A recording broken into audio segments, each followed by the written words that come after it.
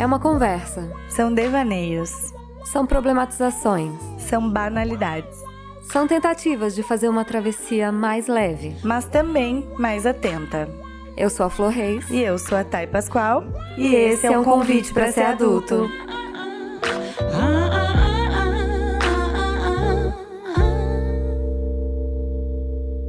Oi, gente, tudo bem? Viemos aqui em sessão extraordinária para fazer um programa que vai ser especial para a quarentena, Drops da quarentena. A gente vai tentar fazer programas curtos, vamos começar hoje falando das emoções na quarentena e vamos ter que ir descobrindo semana a semana qual vai ser o assunto, porque as coisas estão mudando muito rápido, né? Então, só para registrar, hoje é domingo, dia 5, meio-dia. Então, a gente não sabe o que vai acontecer depois, né? Ou até vocês estarem ouvindo esse episódio. E a gente tá gravando remotamente, a equipe do podcast, cada um na sua casa. Então, se tiver qualquer ruído ou barulho caseiro, porque realmente cada um tá na sua casa. E queria agradecer ao nosso produtor Paulinho, @Cadê Meu Disco Voador? Essa agora mais do que nunca, né?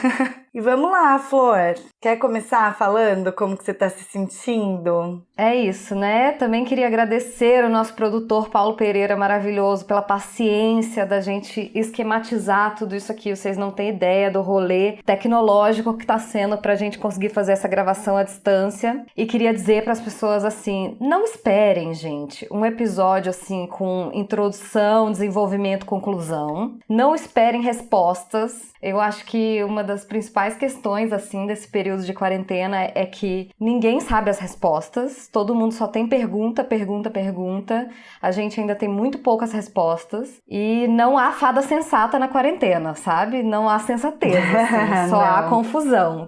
A gente tá gravando aqui pra gente partilhar mesmo as coisas que a gente tá vivendo, pra gente documentar essa fase, esse período histórico até, né? Muito sem precedentes, enfim, mas a gente não tem a pretensão de ter respostas. A gente está tentando viver isso um pouco menos isolado, né? Diminuir um pouco o isolamento social e partilhar um pouco mais das experiências que todo mundo está vivendo nesse tempo, do que a gente está vivendo e do que a gente está vendo as pessoas à nossa volta viverem também. E eu acho que a ideia é essa, é a gente trocar um pouco, os episódios vão ser mais curtinhos, a gente quer conversar com todo mundo, então, e tentar poder contribuir um pouquinho, né? Assim, tudo que a gente pode fazer para somar, porque feliz eu acho que ninguém tá nesse momento pleno, seguro, tranquilo, acho que não tem ninguém, tá todo mundo vivendo aí um momento que é aprendizado pela dor, né? Tem que parar com essa romantização, eu acho que já tá mais difícil de romantizar a quarentena, né? Mas no início tava todo mundo romantizando demais e não é romantização, não tá sendo legal ler livros e ficar em casa e zerar Netflix. É aprendizado pela dor mesmo, é estar preso em casa, é ver as injustiças que estão acontecendo com as pessoas que não podem fazer essa quarentena, que estão expostas ao risco, enquanto outras pessoas têm mais segurança, tem gente que não tem nem água para lavar a mão nas suas casas, enfim. Então, sem romantização, a gente tá aqui aprendendo mesmo apanhando, o que acontece muito na vida, né? E tendo os nossos privilégios nos jogados na cara mais do que já é na vida normal, né? Você ter uma casa para fazer isolamento, você, enfim, poder estar no conforto da tua casa, você poder ter comida todos os dias, uma série de coisas, né?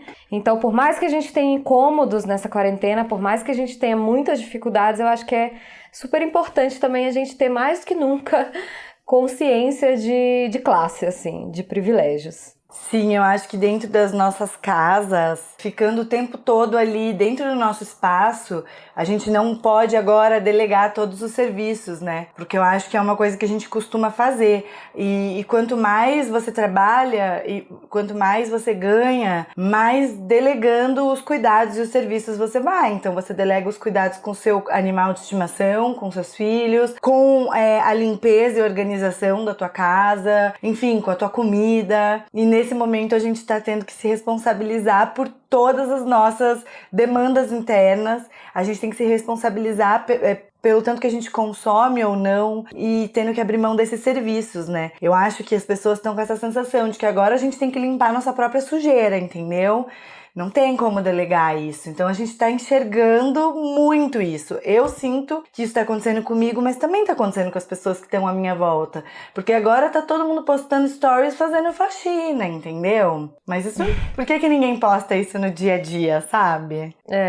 Então, a gente tá, né, numa média aí, algumas pessoas entraram em isolamento antes, outras entraram depois. Eu comecei a trabalhar em casa, comecei o isolamento no dia 18 de março. Você começou um pouco antes, né? Sim. Mas desde que a OMS declarou a pandemia mundial no dia 11 de março, para hoje, domingo, passaram-se 25 dias. A gente tá completando o primeiro mês, né? O primeiro mês de isolamento, de quarentena, dessa loucura aí que a gente não sabe o que vai ser. Da noção da proporção do problema, porque eu acho que antes disso a gente não tinha noção da proporção, né? Da possibilidade do que ia se tornar. Exatamente. Eu acho que a gente não tinha noção da proporção, assim. Eu me lembro que quando eu comecei a trabalhar em casa, eu falava para as pessoas do meu trabalho assim, então, a princípio, foi determinado um período de quarentena, um período de trabalhar em casa, de home office, de 30 dias. Pode ser que seja menos. Eu realmente, assim, na minha cabeça, eu achava que podia ser menos, entendeu? Do que 30 dias.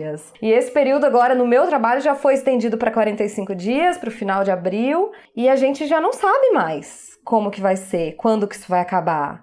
A China já está se preparando para uma segunda onda de contaminação, né? E a China fez tudo muito diferente da gente. Eles fizeram um isolamento muito mais severo do que o nosso. Eles fizeram um controle de casos muito mais severo que o nosso. Inclusive, se vocês quiserem enlouquecer um pouquinho, eu tenho uns textos para indicar para vocês em inbox. Chega de inbox aqui, que eu tenho uns textos assim, gente, que assim, ó, é de desesperar. Porque o que a China faz para controlar os seus cidadãos, assim, porque eles têm um Estado extremamente controlador, né, que tem o poder sobre o cidadão, e a gente não tem, na China eles não têm a consciência que a gente tem de privacidade de dados e tal, de coisas princípios que a gente tem, né, de privacidade pessoal, assim. Na China isso não existe. E existem vários teóricos que falam que esse momento de emergência pode servir para os estados legitimarem o seu controle sobre a população. E como a gente tá todo mundo apavorado em medo, a gente vai falar, vem cá, estado, me controla mesmo, não deixa ninguém sair de casa. Então a gente pode perder o pouco de privacidade que a gente ainda tem. Tem perspectivas associadas à pandemia que são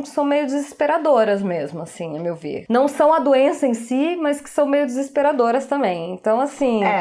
É difícil trazer boas notícias, né? É muito difícil. A gente conversou muito, assim, o que a gente podia falar que não ficasse super negativo, né? Eu e a Flor, a gente tava... Mas aí a gente chegou à conclusão, tá muito difícil nesse momento. Pra gente, pelo menos pra nós duas, no nosso recorte, e com a nossa visão de vida, de mundo, tá muito difícil não estar pessimista. Então eu acho que dentro de casa... Pensando no problema o tempo todo, o nosso desafio é tentar mesmo não entrar na pira, porque senão fica muito difícil, né? Então, assim, quem tem a possibilidade de fazer terapia, manter a terapia online, assim, que não é a mesma coisa, mas ajuda. E é também parar com essa loucura de achar que tem que fazer os 1.090 cursos online disponíveis, porque eu recebi um link assim, ó, separamos 1.092 cursos disponibilizados na quarentena. 1.092. Eu tô com umas 300 abas abertas no meu computador, porque eu tô escolhendo os cursos que eu vou fazer por ordem de prioridade e eu tô fazendo. Mas isso eu só consegui agora mesmo, essa semana, nos últimos dias dessa semana, eu consegui começar a fazer coisas, porque todos os outros dias, e foram aí mais de 3 semanas, eu não consegui fazer nada. E dá uma sensação de impotência, né, gente? Porque parece assim, meu Deus, essa quarentena vai acabar, todo mundo vai estar bem melhor, vai ter tocado um instrumento, falado uma língua e eu não vou ter feito nada. Porque eu não fiz nada, assim, de produtivo. Eu não assisti um Netflix, assim, não consegui. É um desafio se manter otimista dentro de casa mesmo. Vamos tentar evitar essa cobrança alheia, né? Pelo menos a cobrança de fora, que é ser produtivo, é postar stories, é fazer sua própria comida e ser maravilhosa e virar vegetariano na quarentena. Enfim, não dá. Na quarentena a gente só quer sobreviver. É engraçado, né, que a gente começou esse podcast no nosso primeiro episódio justamente falando sobre a cultura da positividade a qualquer custo.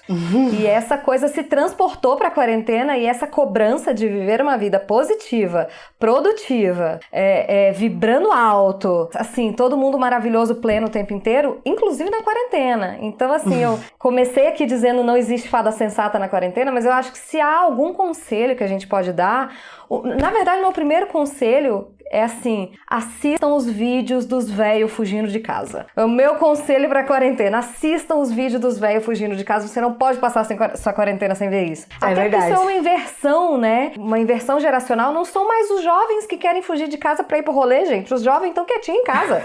São os velhos que estão pulando o portão pra sair de casa, entendeu? Gente, esse vídeo é o melhor. O velhinho faz uma barricada pra subir e o neto filmando. Vô, por favor, vô, não vai fugir, entendeu? É muito bom. Pelo menos a gente pode rir um pouco disso, né? Um conselho é assista o vídeo dos velhos e o outro conselho é assim, não se obrigue a escrever a obra-prima da tua vida, sabe? O livro da tua vida. Ou tirar aquele seu projeto da gaveta. Ou estar super produtivo. Esquece. Aproveitar que você tá em casa e seja super produtivo. Isso não vai acontecer. Até porque Ou a gente até fala pode em altos e acontecer, mas não baixos. se cobre que aconteça, né? A gente fala em altos e baixos de emoções, mas é assim, os altos são não estar mal. Pelo menos pra mim é isso, assim. Quando eu não tô mal, é o meu alto. E daí, às vezes, eu tô muito mal. E o meu mal tá vindo muito em forma de irritação. Eu falei assim pra Flor, se tem uma coisa que eu tenho que ser sincera, é que irritação, e não é normal, assim, na minha vida, eu passar 2, 3 dias irritada. Não é um estado de espírito que eu tô tão familiarizada. E eu tô muito irritada. Então, como que você vai irritada escrever a obra-prima da tua vida? Né? Como que você vai irritada ser super produtiva, fazer um projeto criativo, começar um artesanato? Não, você tá irritada, entendeu? Sua pia não para de se encher de louça. Gente, o lixo enche muito mais rápido do que antes, entendeu? Não, e você vai reproduzindo louça. Não sei se as louças de vocês fazem isso, mas quando eu volto na pia tem mais uma coisa pra lavar. É um saco. E o mais difícil pra mim, eu acho que é justamente essa oscilação, assim, né? Porque é muito engraçado. Eu tenho a sensação de que a gente tá parado, de que tá todo mundo estagnado, tá todo mundo num barco à deriva, esse barco não está se movendo, mas ainda assim eu me sinto mareada, nauseada muitas vezes, entendeu? O barco nem tá em movimento, como é que eu tô sentindo náusea? Mas a gente sente, né? Eu tenho a sensação de que existem umas ondas coletivas, tem dia que todo mundo tá meio deprê, tem dia que todo mundo tá meio irritado, tem dia que todo mundo tá batendo um surto de produtividade, tem dia que todo mundo tá otimista, nós vamos sair dessa, vamos combinar a festa que a gente vai fazer quando a gente vai sair. Eu sinto que tem umas ondas coletivas. Eu acho que também é porque a gente tá vivendo, a gente tá sendo exposto às mesmas informações, né? A gente tem um presidente que, além de idiota, é um genocida. Então, assim, dia seguinte a pronunciamento de Bolsonaro, todo mundo tá deprê. Todas as pessoas, assim, até gente que votou nele, tá deprê no dia seguinte de ouvir esse homem falar, entendeu? Como que não vai se deprimir, gente? Exato. Então, assim, tem isso que eu acho que contribui pra coisa de serem ondas coletivas, mas eu sinto, assim, que a pandemia é tipo droga, sabe? Não bate igual pra todo mundo e cada dia bate de um jeito. Não, e assim, eu falei isso pra minha psicóloga. Vai virar uma matéria na universidade de psicologia, vão ter tratados, livros e estudos sobre o comportamento humano na pandemia de 2020. Porque, assim, as pessoas estão tomando decisões loucas, decisões impulsivas. O medo faz as pessoas reagirem de formas diferentes. Tem gente que se afasta completamente dos outros, tem gente que tá desesperada por atenção, por contato, fazendo tudo que pode. Tem gente que tá ignorando, olha que loucura. Tem gente que tá ignorando que o mundo inteiro está com fronteiras fechadas e tá indo pro boteco, entendeu? Porque eu fui na padaria, isso no fim de semana passado, porque nem na padaria eu tô indo mais. Mas eu fui na padaria fim de semana passado e tinha um barzinho do lado que estava lotado. um barzinho de bairro, sabe? Então, assim, as pessoas estão tomando decisões loucas, do tipo, ir para o bar. Por que você vai pro bar, meu? Toma sua cerveja em casa, sossega um pouco, sim, vai pro os velhos estão pulando portão de bengala, gente. Pulando muro, entendeu? As pessoas estão enlouquecidas, claramente. A gente vê uma frestinha de sol e põe a cara, né? Então, já nos encaminhando pro fim, pra gente fazer um episódio mais curtinho mesmo, eu queria dar uma indicaçãozinha aqui pra vocês. A gente vê que, enfim, tá todo mundo fazendo live, tá todo mundo falando, tá todo mundo colocando pra fora as suas ansiedades. Às vezes eu tenho a sensação de que as pessoas estão despejando suas ansiedades na internet e às vezes me enche o saco um pouco ouvir muito os relatos das pessoas. Mas tentando pesquisar pra esse episódio e tal, eu fui ler um negócio que eu achei muito legal. É um blog organizado pela Júlia Dantas, que é uma escritora de Porto Alegre. Um beijo pra Júlia. O blog se chama Diário da Pandemia, no Blogspot, é diariodapandemia.blogspot.com, e cada dia uma pessoa de Porto Alegre, uma pessoa conhecida dela, acho que não sei dizer se todos são escritores, mas a cada dia uma pessoa faz entradas de diário nesse blog. E eu achei ele muito interessante, eu li coisas muito interessantes lá. Eu li uma entrada de diário de um psicanalista que disse que as pessoas têm sonhado mais durante essa fase, ou melhor, de que elas têm se lembrado mais dos seus sonhos, que é uma coisa que bate muito pra mim. Essa última noite, antes da gente gravar esse podcast, eu sonhei que eu tava perdida, e a noite inteira eu sonhei que eu tava perdida, e eu acho que eu tava ansiosa pra fazer essa gravação. Tava com essa sensação, assim, de como é que eu vou fazer um podcast? Eu só tenho confusão pra dizer pras pessoas, entendeu? Eu não tenho respostas. Acho que por isso que eu comecei isso aqui, dizendo não esperem respostas. Eu li um relato também de uma mãe que tá passando a quarentena com o filho de 10 anos, mais ou menos, e que ele disse pra ela um dia, tu já tá de saco cheio de mim, né? E que era verdade, que ela tava mesmo de saco cheio dele, mas que ao mesmo tempo, eles dizem eu te amo um pro outro muito mais do que eles dizem em outras épocas. E eu acho que também isso é muito real, assim. Dividir a quarentena com alguém é maravilhoso, porque é maravilhoso você não estar sozinho, você ter uma pessoa pra dividir as suas angústias. A gente entra em muito paranoia e medo, né? E eu acho que estando sozinho, a possibilidade desses medos e paranoia se potencializarem é muito grande. Mas também é muito difícil lidar com as suas questões mais as questões do outro, quando você tá dividindo a quarentena com alguém, sabe? Quando você tá numa convivência. Eu acho que tá mostrando muito pra gente isso. A gente quer companhia, no man is an island, né? A gente quer sempre dividir as coisas com o outro, mas como é difícil dividir uma fase dessa com o outro e conciliar os seus medos, as suas paranoias, as suas oscilações com a oscilação do outro. Enfim, outra coisa que eu li no blog do Felipe Massaro, que parece que somos um amontoado de garrafas boiando nas redes sociais, assim. Tá todo mundo botando suas mensagens em garrafas e lançando ao mar, assim. São mensagens de esperança, são links de desespero, são infográficos, são curvas de contaminação, muita gente soltando suas garrafas ao mar, assim. Uhum. Eu acho que a gente tem que tentar se ouvir um pouquinho, ouvir a si mesmo e ouvir ao outro sem gritar, né? Que maravilhoso que você me deu um gancho!